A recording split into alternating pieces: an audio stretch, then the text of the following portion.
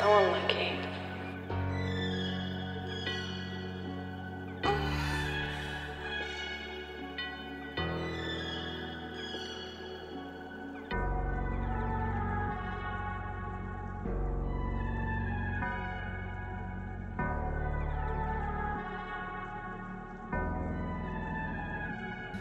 Кръстопътя към бъдещето, съзнанието ми да е проклет. Да съм ако го направя и пак ако не. Загубих нещо, което нямам и никой друг не ми отне.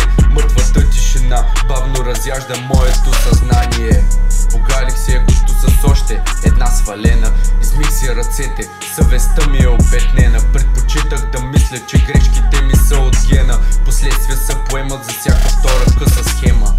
Морски камен, вижда се потена. Чакай малко отгоре на моралите си да седна. Да ти обясня как тая моя грешка е последна. И как не съм виновен и как едва ли не отгоре ми съм метна. Пътя към бъдещето, съзнанието ми да е проклет. Да съм ако го направя и пак ако не. Загубих нещо, което нямам и никой друг не ми отне. Мъртвата тишина бавно разяжда моето съзнание. Дали е страха, че друг такъв човек няма да срещна?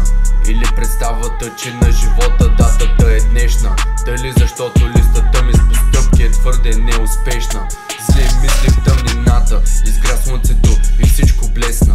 400 шева на съвестта, наречи го лека телесна. Да си чист е трудно, мърсотията е лесна. Дай ми 2 минути в стая с псевдопатриоти. Крясъците им звънливи, тишината зловеща.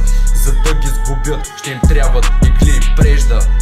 Като кукли на конци, притеснени роднини, а телефона му звъни. Циментовото покритие приглушава всички писъци. Ревърс Батман, излизам навън с ножове и списъци. Имена затрасквам с кръст, станаха свещените свитъци.